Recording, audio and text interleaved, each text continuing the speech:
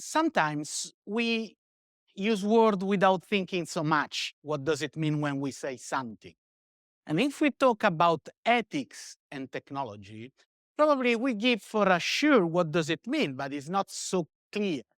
If you take an hammer, which kind of ethics could be inside an hammer? Is designed to work with a purpose, is designed to work in one way. So in which way we can take together ethics and technology? When I make this question to my students, I was used to be really provocative, and I take the liberty to do the same things tonight. And I show this kind of picture. On the left side, you can see Fifth Avenue, New York, on an Easter morning on one of the first year of the last century. Okay, the fact that it was Easter was incidental, yeah? The second one was 13 years later, same place, same picture, but you can see a difference. On the left one, there are no cars. On the right one, there are no horses. I am used to ask to my students, what is better and what is worse? We are too many here to have this kind of game. But let me try to summarize some of the idea that probably you are having here. If you are in a business school, probably you are thinking that if you was in the supply chain of the horses, things are really worse. But if you are in the supply chain of the car, then you find a job. It's not anymore the needing of a stable, but probably selling tires, oil, and things like that. Another perspective that you could have could be about the positive innovation that was given by the car, because with car you can proceed fastest than not by horses. Actually, don't want to disappoint you, but an horse is self-driving machine that can get by. Car needs humans, and the average speed in New York dropped down. The second perspective that you could have is that probably after all the environmental issues that we know that probably carbonization of society bring a lot of negative effect. My job is to teach in university, so I have to be fixated on details. And I found this number of Appleton's magazine, January 1908, that say that the last summer, 20,000 New Yorkers died for the mosquitoes and infection bringing by mosquito by the poor, the horses. In short term, it was a huge improvement to have car instead of horses. And what we can say? The idea here is not that we cannot say what is better and what is worse. The idea is that when we talk about ethics, this is not the correct question. The question is not what is good and what is bad, what is better and what is worse. Because we have to change the question to understand what does it mean to have an ethical approach to technology.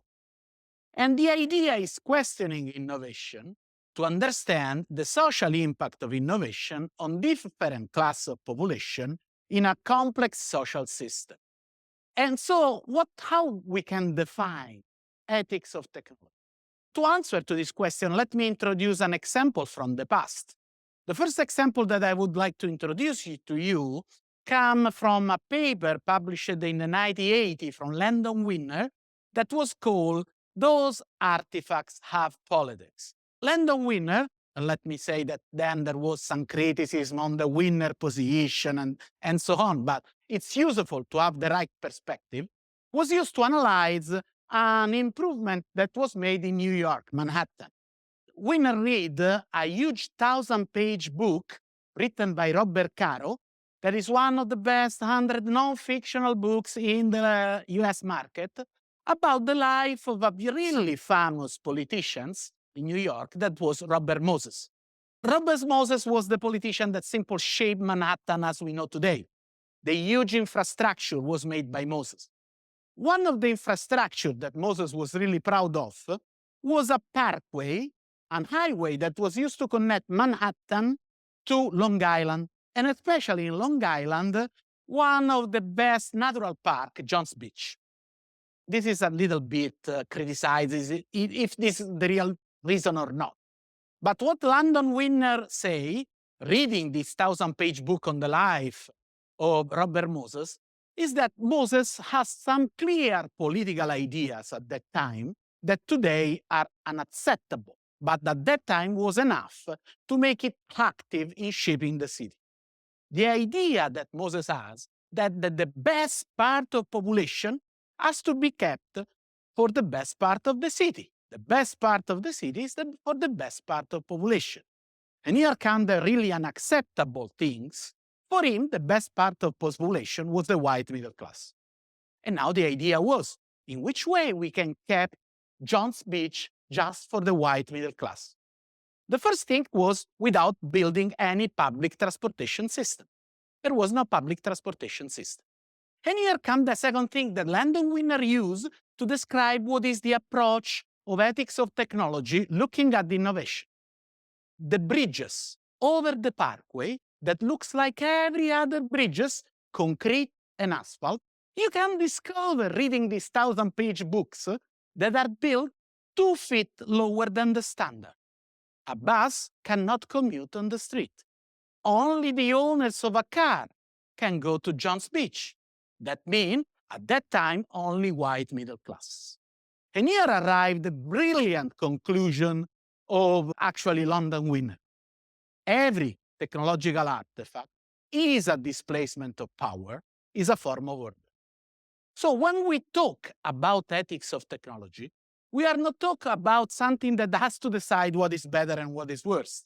But we have to acquire a style in questioning technology, so the different shaping of power that an introduction of technology inside a society produce.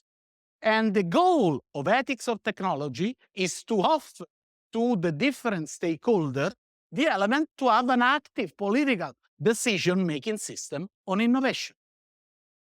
This is something that applies to every single kind of technological layer. Because every time that you use a smartphone, every time that you use a computer, someone brought something that is really effective, not less than the concrete bridge of Moses, to give you a sense of power.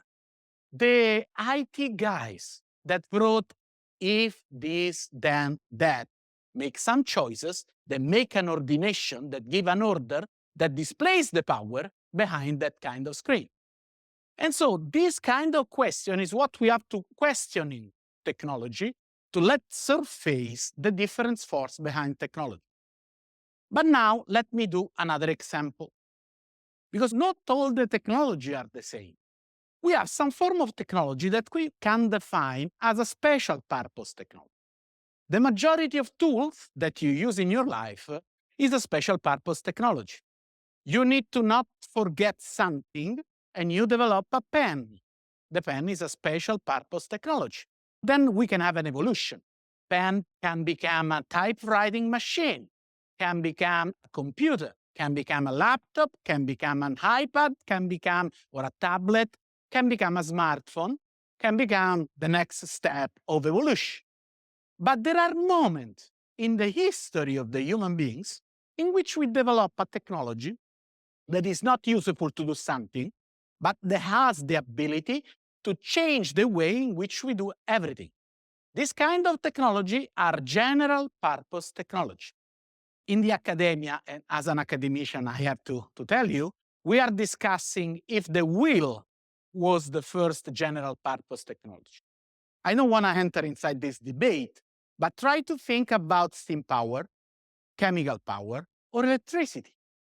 Electricity is not used to do something, but today it's really difficult to find tools that do not work without some kind of electricity. Well, AI is the same things. AI is not used to do something, but is a general purpose technology that is doomed to have a place in almost everything that we will use in the future days. The AI is the technology that could be the most general purpose technology. We saw that every time that we develop a technology, this is a form of order and a shaping of power. What happens when we have a general purpose technology? Let me see again from an example from the past. The guys that you see on the left of the screen is Samuel Insu, an Irishman, really proud of himself, that came to the United States and was behind the General Electric company. He was the man that simply was behind the fact that we start to use, produce, and consume electrical power. And his philosophy was, let's democratize it.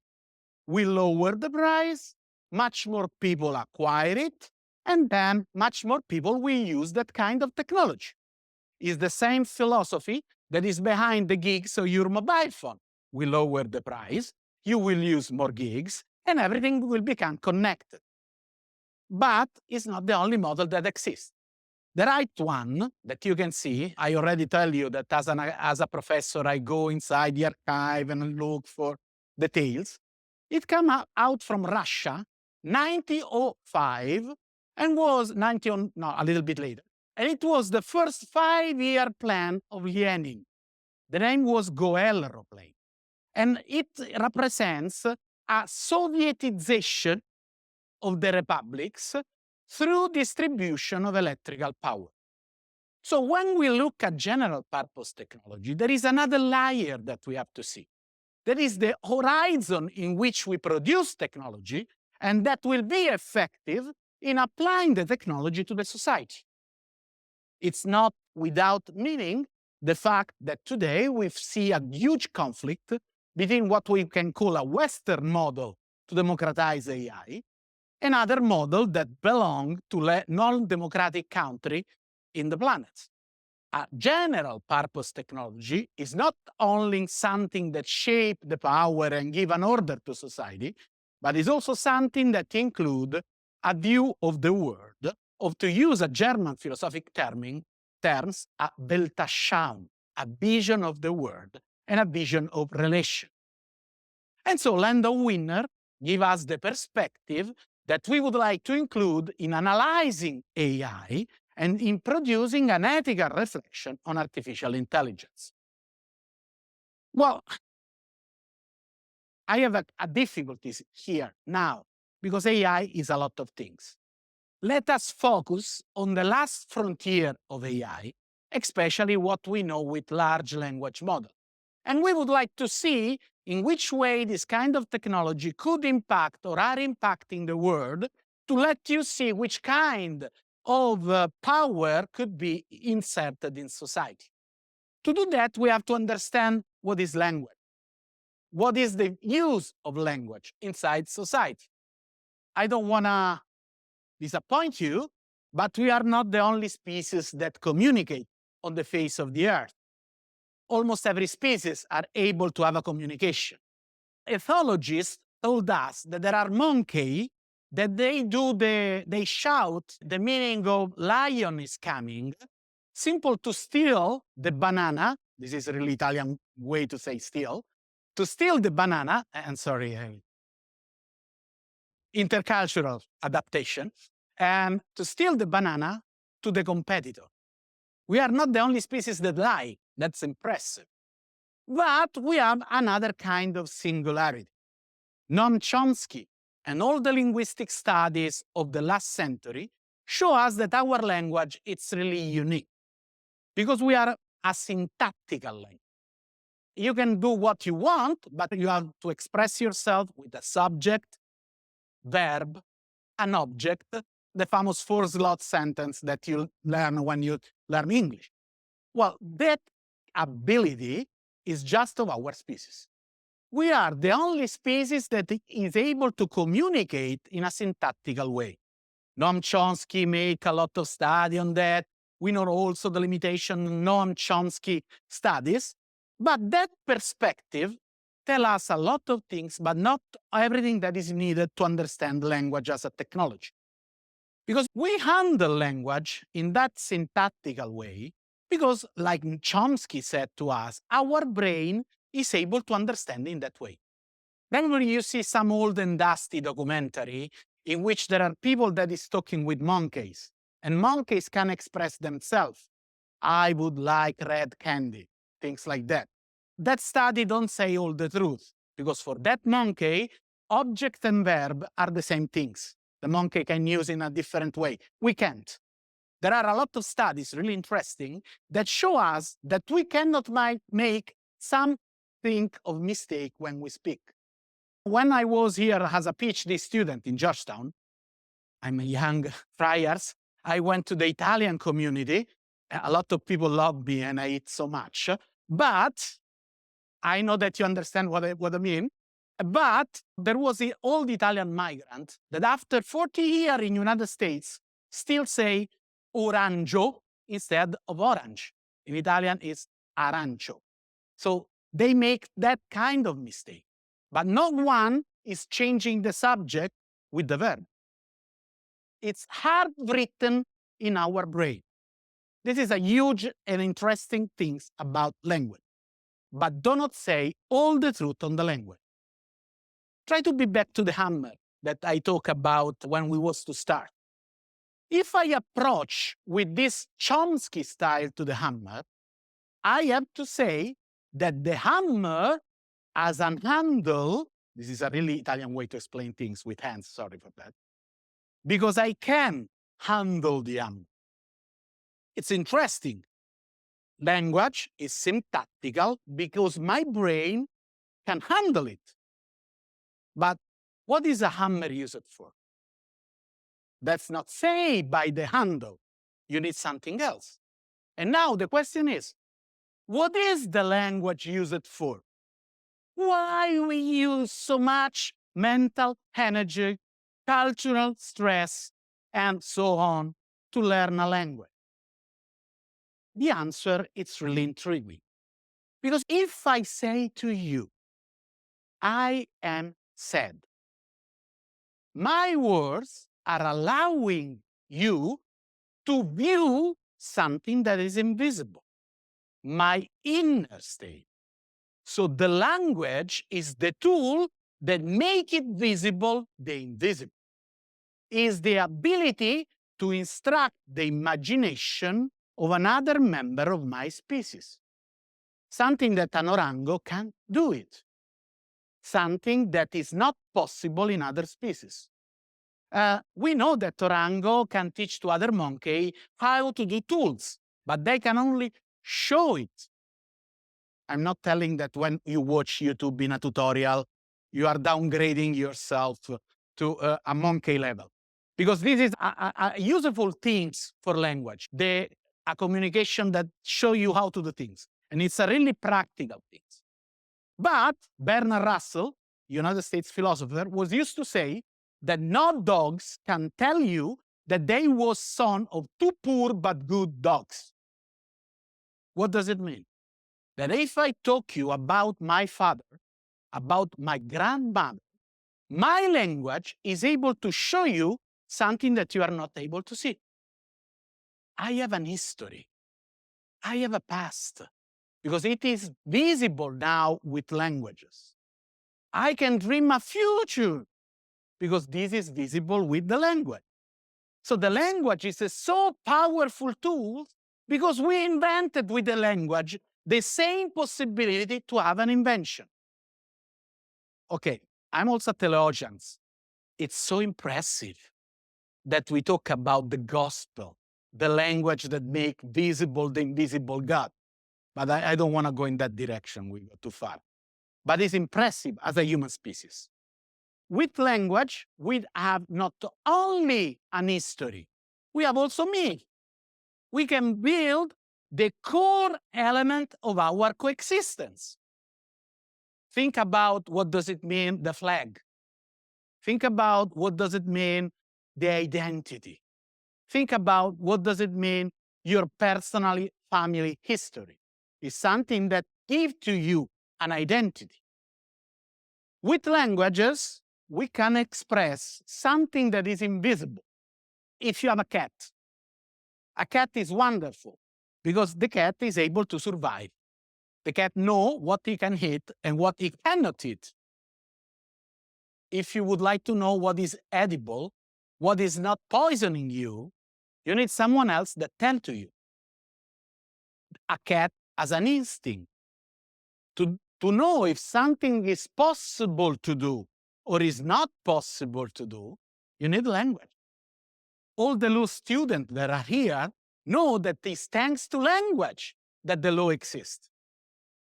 All the journalist students here know that it's thanks to language that the stories are visible, also to people that are not present at the moment. With language, we can express ethics, we can express law, we can have an ordained society. Let me say that language is not a general purpose technology. There are no such thing as that. Otherwise, you never use the fax. Probably, let me see your face. You never see a fax, but you never use an email, a WhatsApp, a messages, because there are no such thing as a general purpose technology for languages. That means that evolution in language produce an evolution on the human condition. And we know at least one big evolution that changed forever what we are during the history. And here comes the question, are we weird? The answer is yes, in the sense of Western, educated, rich, industrial, and democratic. Welcome to what we are. This huge book, sorry, I found only the Italian front space, but it is an English book, show with a huge amount of data that when we start to print the language, we changed forever our mentality. We are Western in the sense that we are as a unity that believe in an instruction.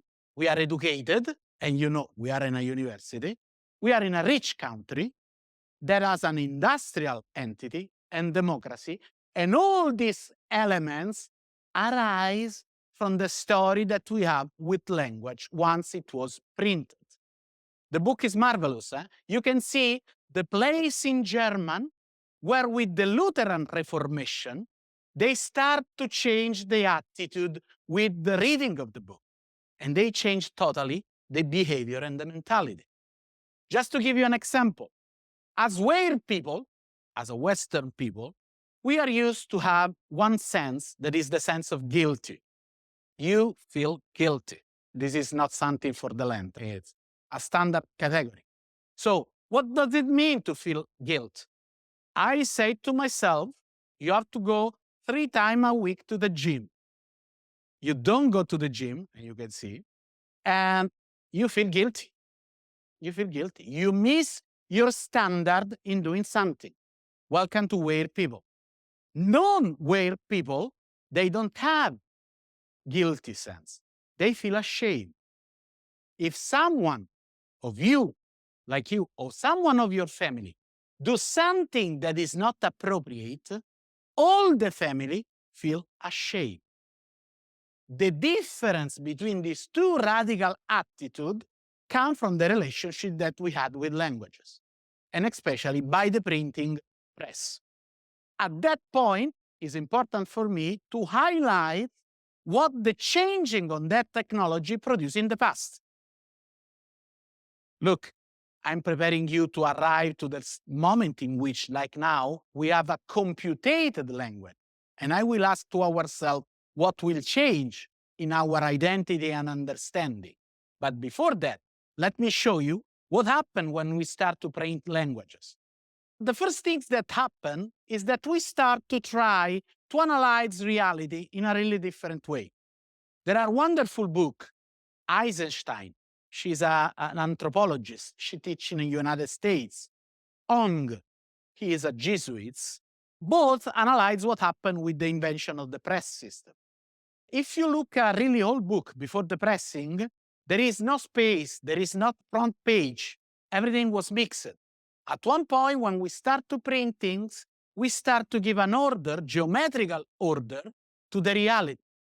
And we start to understand space in a really different way.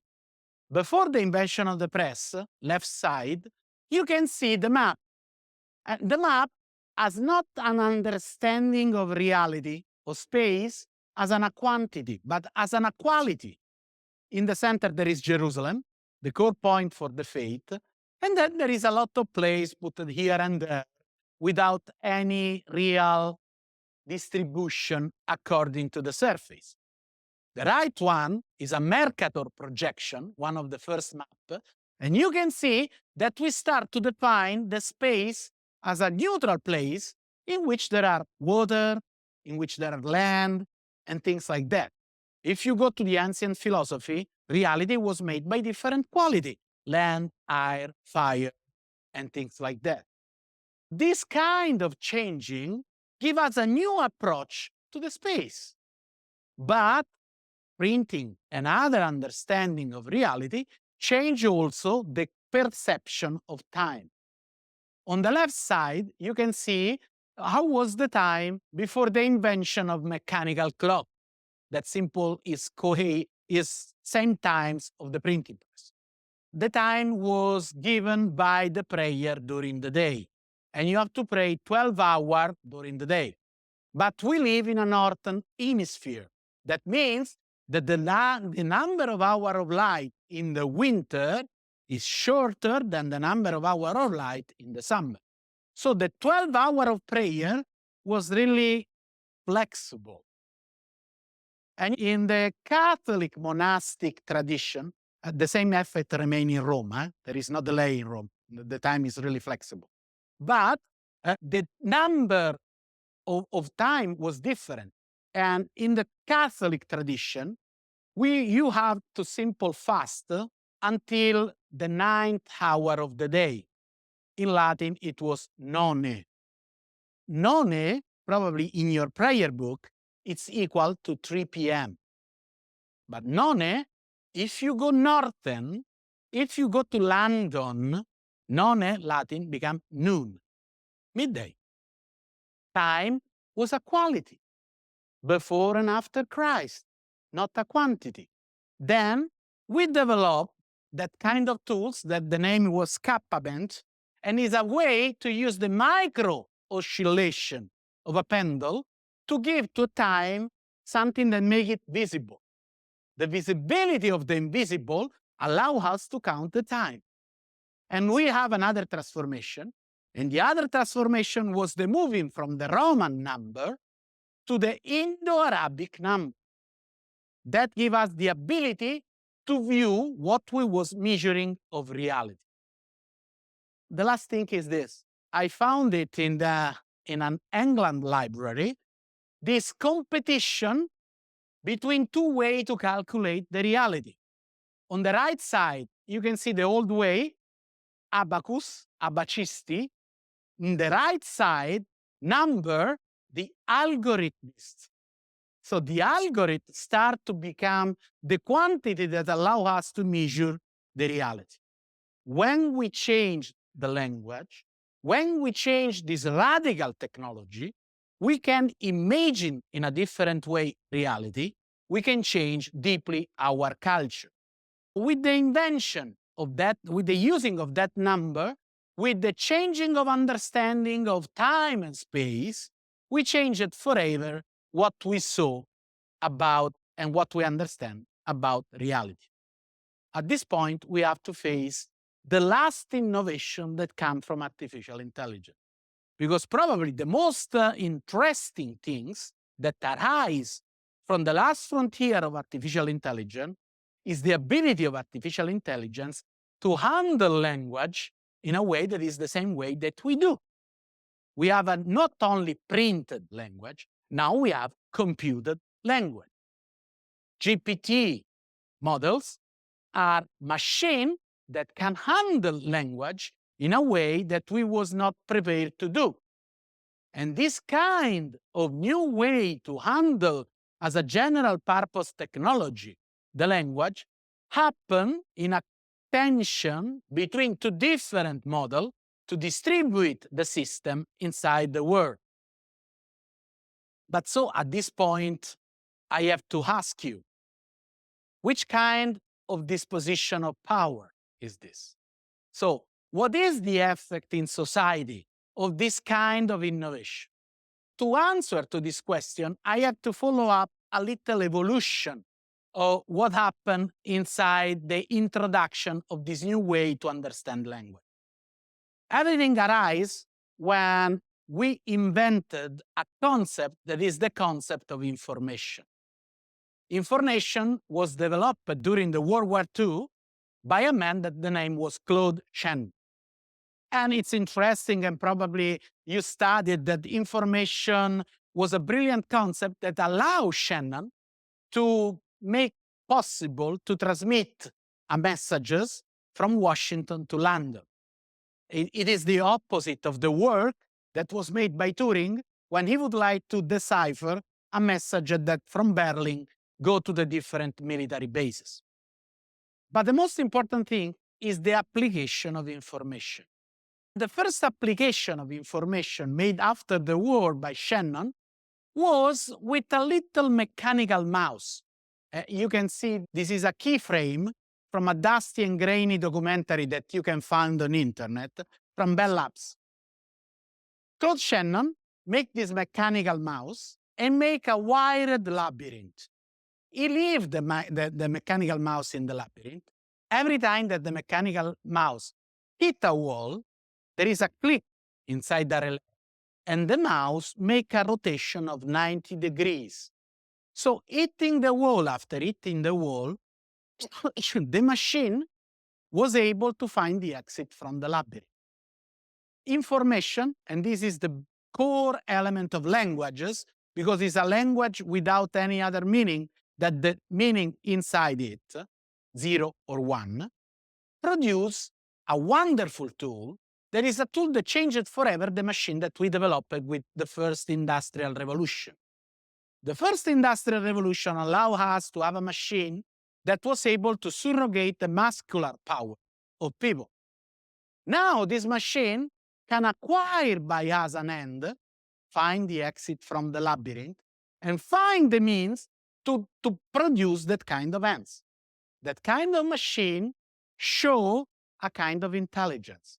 So information used to control the machine produce a new kind of machine that is an intelligent machine.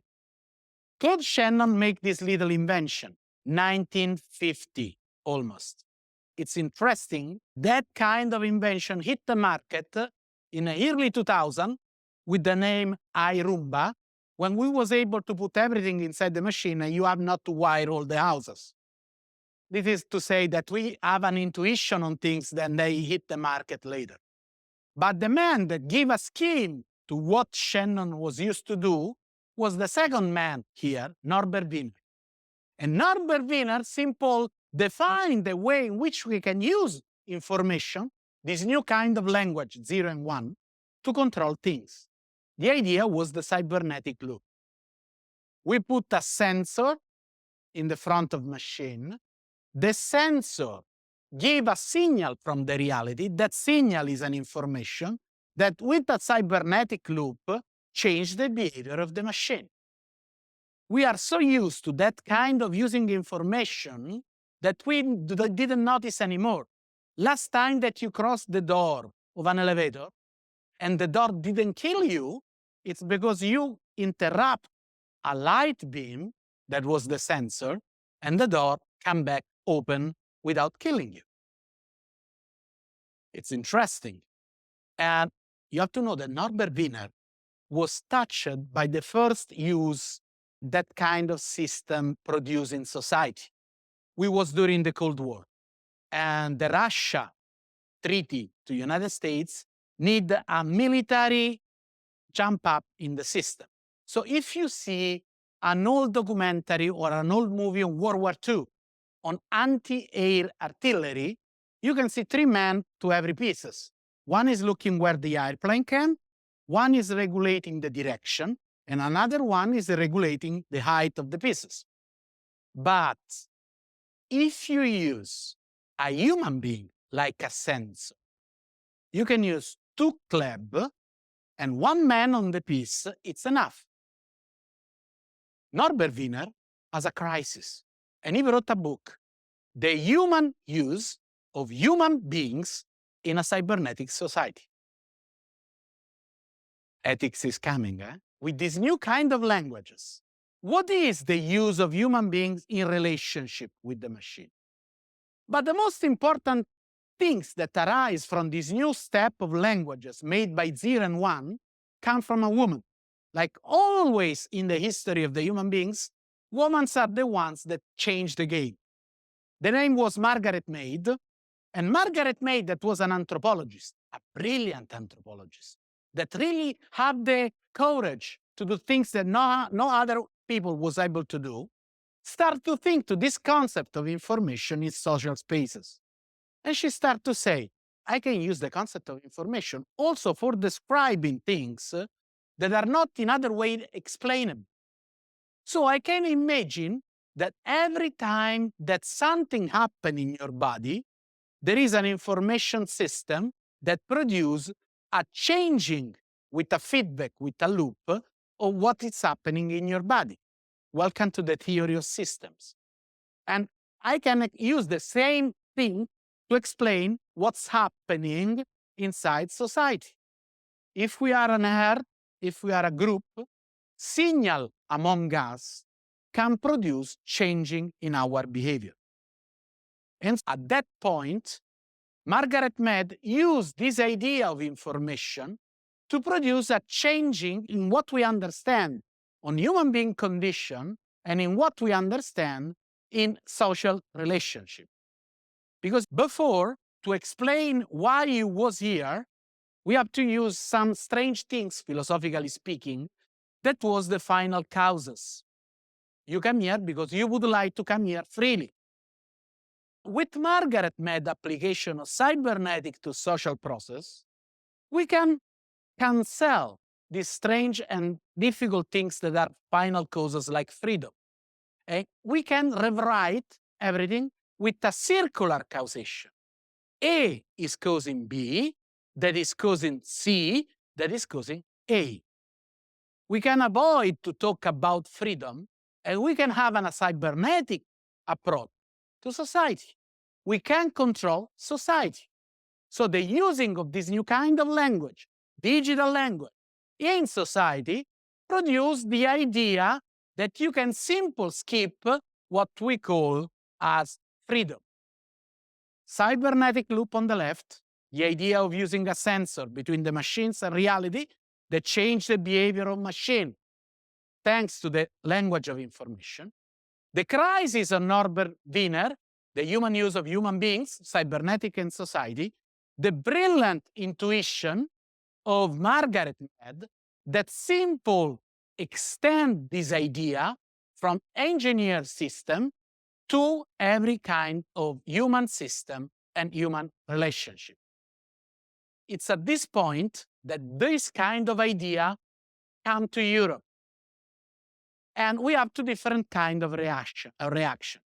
One line of reaction happened in French. I cannot go deeper inside that kind of reaction, but the French people start to think that cybernetic was the perfect machine to run a state. With information, we can run a state without needing of election and other things. French mentality. I'm Italian, I don't love it. Thank you, I'm used to be a professor. If you still laugh when I say stupid things, I didn't lose it. You have to know how to get by. But the most interesting things happen when a German philosopher, Martin Heidegger, read the book from Norbert Wiener. Martin Heidegger is a German, another category that is really well loved by Italians. And like every German and like a huge philosopher, he was used to say that you can think just in two languages. Greek, like the first philosopher, and German, no other language. So when he read cybernetic loop, what is loop? English, bad. Cybernetic, that has a root from Greek, kuber, that means control, he love a lot.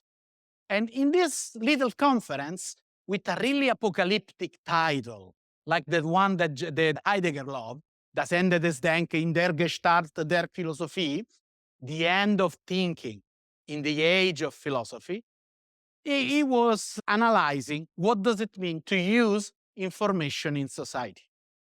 The idea of Heidegger was really brilliant if you remove this typical German attitude. If I put human beings and machine on the same level through the information, I produce adapt. Is it the man that works as a sensor for the machine and control the machine?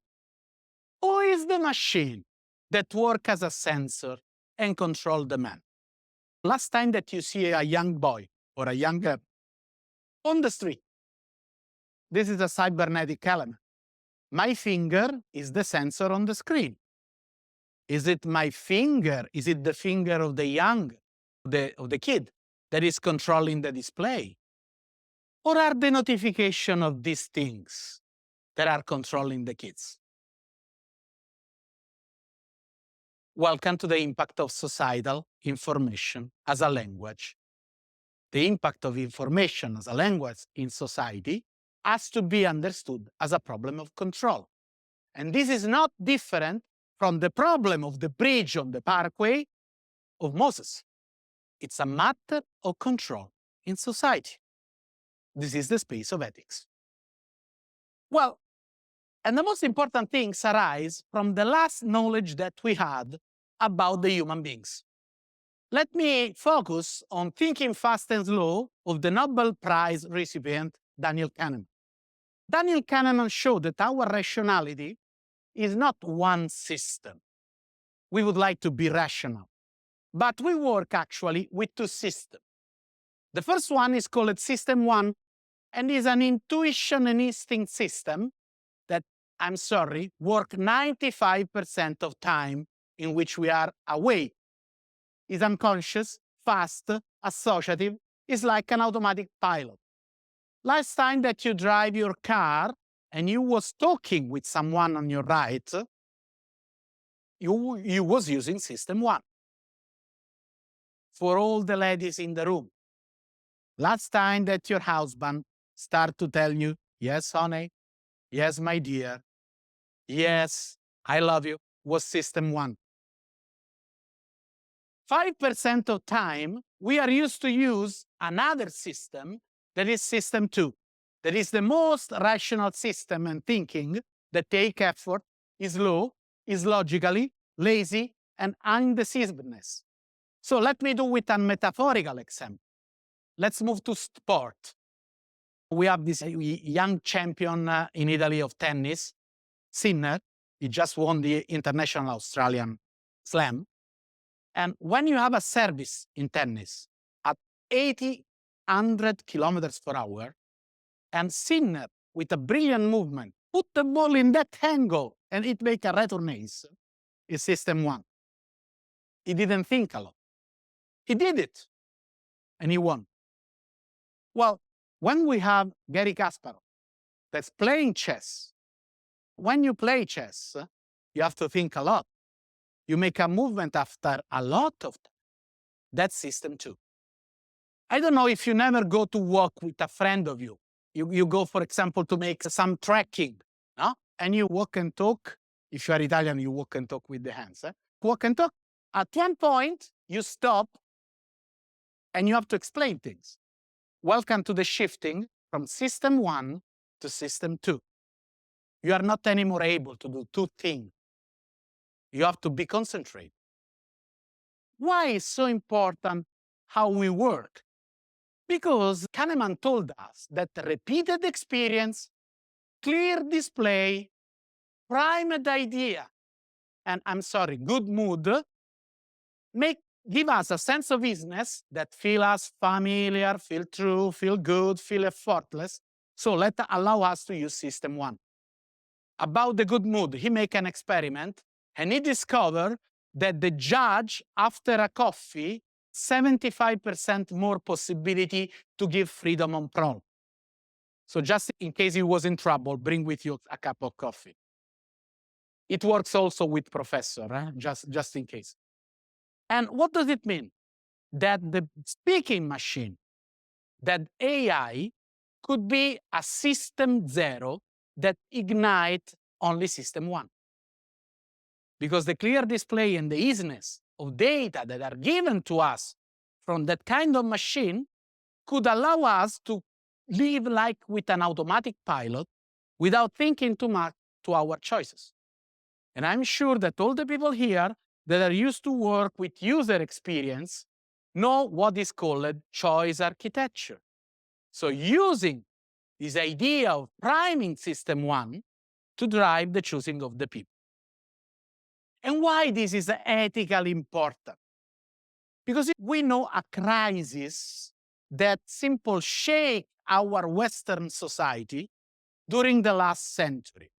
is the crisis of normativity. We come out from modernity with Immanuel Kant. Probably you can recall from philosophy classes that Immanuel Kant was used to say, the sky with star over me, the moral law inside me. We finished the modernity with this idea of moral law as the best thing that as human beings we can do. Then strange things happen. We have the World War II. We had the Nazi suppression of Jewish people. At a Nuremberg process, we discover the horrible things that this moral duty can do. Hannah Arendt, when Eichmann was captured, go to the process in Jerusalem. And Eichmann, the head of Nazi that signed out the law to kill 6 million people, defend himself telling, I have to kill them because it's the law. Wow. Is it the law still positive? Is it the law still good, like when Kant gave us this idea? More than that, 1976, Paris, Collège de France. Roland Barthes started his lecture telling to everyone, look, the language is fascist. Not because not allow you to say, but because force you to say. After the subject, you need the verb. After the verb, you need the object. So the same nature of our language, the same normativity in our language is too strong to be accepted. Would you like to see what happened on the street? We move from traffic light, a Kantian normative direction, to round circle. Serve yourself. And so in that way, we start to say that the normative action are not anymore acceptable in society. But we know very well that a society without some kind of normativity is not a workable society. And at that point, help us, another Nobel Prize winner, that discovered a really interesting effect the information can have on human beings, giving a lot of reason to Norbert Wiener when he said the human use of the human being in society. Effect was nudging, a nudge theory. I don't know if you know what is the nudge theory. I tell you the way in which they discovered the nudge theory. It's not really a polite argument, it's the history. You have to put yourself in one of the biggest European airports, Schiphol Airport. Well, Schiphol in Amsterdam is a huge European airport with a lot of passengers every year. And they have a problem. Cleaning the main toilet cost, I give you a number just to give you a sense, 2 million every year. Cleaning the woman toilet costs 1 million. The man can understand why, urine and things like that. You can have a normative approach. Keep clean. More normative approach, you write bigger. Keep clean. You can have a huge normative approach. Keep clean. Nothing happens. They paint a little mosquito on the toilet. And the price of cleaning man toilet dropped to 1 million. Our Lady, this is a huge insight on main brain. But we was able to fix something that, normatively speaking, we was not able to fix. We can change the behavior of people using some kind of information. Probably the best use of this kind of system come from a little county in Arizona. They was on the street in which people was used to run. And they have a lot of traffic trap, but they don't work. People start to continue to run. At that point, they make a huge panel. All the ticket of today will be given to one of the drivers that drive under the limit. The number of infraction drop of 98%. Information given to a human system is able to change the behavior of human system. AI is the perfect system to change and control our behavior. The speaking AI. This is the huge ethical problem behind the deploying of AI inside society. This is what Margaret Mead wrote in an interview in 1976. The title of the interview was "For God's Sake, Margaret," because it was too strong. The using of information, it was a solution to the problem of purpose. From Aristotle on, the final causes has always been the mystery. The wall of logic will have to be reconstructed for recursiveness. A cos B, that cos C, that cos A. When you see some kind of control of population with AI, like in some totalitarianistic state, welcome to the problem of using information as a tool of control inside the social system. And so here we are at the end of my presentation and also at the end of the point. We cannot remove the machine from our society. We don't want to remove the machine from our society. It's a too huge economical and helping factor for every one of us. But we have to consider the fragile part in relationship with the machine, that is the human beings.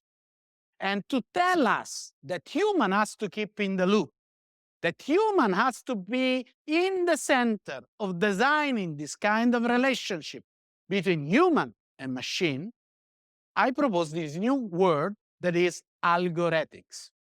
So now it's time to write a new chapter of this book of ethics, a book in which we discuss all the situation in which our freedom has to challenge with reality. This new chapter is not a new ethics, it's a new chapter, has to be written by us. We have to write that, but has to be executed by the machine, algorithms. So it's now time to have this kind of guardrail, ethical guardrail, that can protect the human being, that can allow the human being to flourish in this new age of language, in which we are moving to a computed language that will transform some of the core elements of our self-understanding. What we are, what we like, what we would like to do will be something that we can achieve in our relationship with the machine. So this is the challenge. This is the human condition. This is the new stage of human language. The way in which we will become woman and man tomorrow, it depends on the choice that we make today. Welcome to Algorethics. Thank you.